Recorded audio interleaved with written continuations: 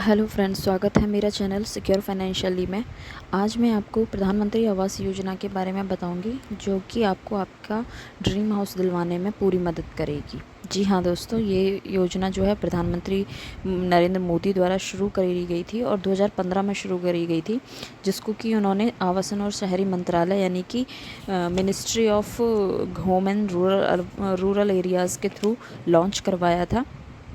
और इस योजना में आपको जो EWS और LIG सेक्शंस हैं, इसके अलावा MIG, दोनों ही तरह की कैटेगरी वाले लोगों को इस योजना का फ़ायदा मिलता है। इस योजना में जो EWS सेक्शन है यानी कि इकोनॉमिकली वीक जो लोग हैं उनको, और LIG वाले लोगों को यानी कि लो इनकम वाले लोगों को 6% तक सब्सिडी मिल जाती है, तथा इसके अलावा जो MIG वाले हैं उनको 4% तक सब्सिडी मिलती है। अब इस योजना के फ़ायदे क्या क्या हैं? देखिए, सरकारी योजना है तो इसमें कुछ नियम और शर्तें लागू हैं जिनको आपको पूरा करना चाहिए, तभी आप इस लोन को लेने के हकदार बनते हैं। तो मैं आपको इस योजना का जो फ़ायदे हैं वो मैं बताती हूँ। तो देखिए, इसमें सबसे बड़ा फ़ायदा क्या होता है कि इस योजना में जो आपको राशि मिलती है, वो जो राशि है वो सीधे आपके बैंक अकाउंट में ट्रांसफ़र हो जाती है। इसके लिए आपको आपको बार बार जाके चक्कर नहीं लगाने पड़ते हैं, और ये डायरेक्ट आप अगर एलिजिबल हैं तो आपके बैंक अकाउंट में डायरेक्टली आ जाती है। जो आपका बैंक अकाउंट है, ये आधार कार्ड से लिंक होना चाहिए, तभी आपके अकाउंट में ये राशि आती है और आप एलिजिबल होते हैं। इसके अलावा क्या होता है कि ये जो राशि है, इसको आप आप जब अपना मकान लेने के लिए लोन लेते हैं, तो उस लोन में ये जो राशि है मूलधन की तरह, प्रिंसिपल की तरह जुड़ती है, जिससे कि आपका जो आगे का जो अमाउंट है उसमें भी आपका इंटरेस्ट रेट जो है वो कम हो जाता है।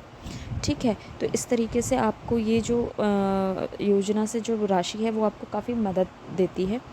अब नेक्स्ट बात आती है एलिजिबिलिटी की, कि इस योजना का लाभ उठाने के लिए आपको किन किन आपके पास में क्या एलिजिबिलिटी होनी चाहिए।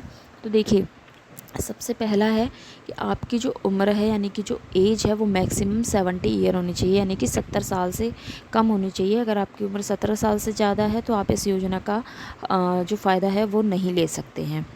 नेक्स्ट है कि LIG और EWS जो दोनों कैटेगरीज़ हैं, इनके अंदर इसमें वो लोग आते हैं जिनकी 6 लाख 6 लाख तक की इनकम है। EWS में 3 लाख तक और LIG में 6 लाख तक आपकी जो सालाना इनकम है वो इतनी ही, इससे कम होनी चाहिए, यानी कि 6 लाख से या 3 लाख से कम होनी चाहिए, तभी आपको इस योजना का लाभ मिलता है। अब होता क्या है कि इस योजना में आपको क्या है, एक ये भी है कि आप कितना बड़ा मकान ले सकते हैं। इस योजना के थ्रू जो LIG तक के लोग हैं, वो LIG और EWS वाले लोग हैं, वो 645 स्क्वायर फीट का मकान ले सकते हैं। अगर आप इससे ज़्यादा बड़े एरिया का मकान लेते हैं तो आपको इस योजना का लाभ नहीं मिलेगा।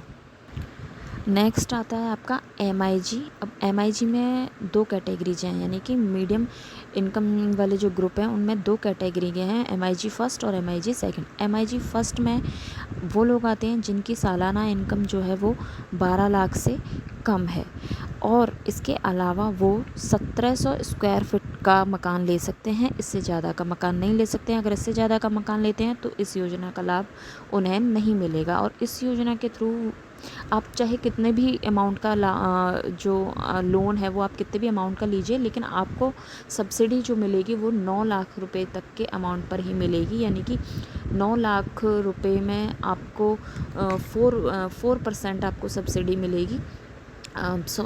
वो आप जो है आपके 9 लाख का जो बनता है आप वो उसमें जमा हो जाएगी।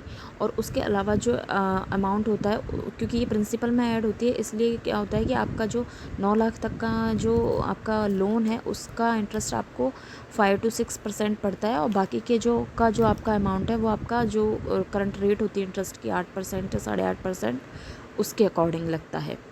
ठीक है, दूसरी कैटेगरी है आपकी MIG सेकंड।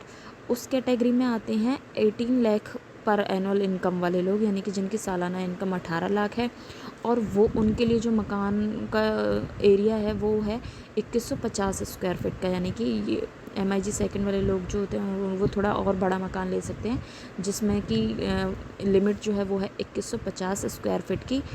इनको जो लोन का अमाउंट है वो 12 लाख तक का है। 12 लाख तक के अमाउंट पर इनको सब्सिडी मिलती है, जो कि MIG 1 वालों से कम होती है, यानी कि MIG 1 वालों को 4% मिलती है और MIG सेकंड वालों को 3% सब्सिडी मिलती है। ठीक है, तो इनका भी जो इंटरेस्ट रेट होता है वो 5 to 6% चला जाता है 12 लाख तक, और उसके ऊपर के अमाउंट पर करंट रेट के अकॉर्डिंग उनको इंटरेस्ट देना पड़ता है। ठीक है, इसके अलावा जो इसके लिए एलिजिबिलिटी है वो ये है कि इस मकान को जो ख़रीदने वाले हैं, मतलब जो ओनर है इस मकान का, वो फ़ीमेल होनी चाहिए। जी हाँ, फ़ीमेल होनी चाहिए, या फिर अगर आप चाहें तो अपने साथ में अपनी पत्नी को या फिर अपनी माँ को, मतलब किसी भी फ़ीमेल को आप अपने साथ जॉइंट होल्डर रख सकते हैं, लेकिन एक जो होल्डर है और या ओनर है वो फ़ीमेल होनी ही चाहिए, तभी आप इस योजना के लिए एलिजिबल होते हैं। लेकिन अगर आप मान लीजिए आपका मकान पहले से है और अगर आप इस योजना के थ्रू आप उस मकान में और कंस्ट्रक्शन करवा रहे हैं और ये मकान मान लीजिए किसी मेल के नाम पर है, मतलब, तो फिर आप इस योजना का लाभ ले सकते हैं। मतलब कहने का ये है कि अगर पहले से आपका मकान बना हुआ है और वो आपके नाम पर है, जो कि कोई मेल पर्सन है, और फिर आप उस मकान पे अगर कंस्ट्रक्ट करवा रहे हैं, तो आप इस योजना में बिना फीमेल के भी एलिजिबल हैं नेक्स्ट कंस्ट्रक्शन के लिए। बट अगर आप नया मकान ख़रीद रहे हैं तो आपके साथ में या तो कोई फ़ीमेल ओनर होनी चाहिए या आपके जॉइंट में फ़ीमेल होनी चाहिए, तभी आपको इस योजना का लाभ मिलेगा। इसके अलावा आप इस वाली योजना को किसी भी सरकारी बैंक से करवा सकते हैं, किसी भी प्राइवेट बैंक से करवा सकते हैं, और कोई भी आपके पास में जो कॉमन सेंटर्स होते हैं वहाँ से भी आप इस योजना को करवा सकते हैं। इसके अलावा अगर मान लीजिए आपको ऐसा लगता है कि कोई आप एलिजिबल हैं बट बैंक इंटरेस्ट नहीं ले रहा है आपको ये इस योजना का लाभ दिलवाने में, तो गवर्नमेंट का एक ऑनलाइन पोर्टल भी है, जो कि मैं आपको अभी यहाँ पे स्क्रीन पे आपको दिख जाएगा। आप इस वाले पोर्टल के थ्रू, यानी कि इस वेबसाइट से भी आप अपना रजिस्ट्रेशन करवा सकते हैं। फिर भी अगर आपको कोई परेशानी आती है और आप नहीं करवा पा रहे हैं इसमें अपना रजिस्ट्रेशन, तो एक टोल फ्री नंबर है, वो भी मैं आपको स्क्रीन पे और डिस्क्रिप्शन बॉक्स में दोनों में मिलेगा।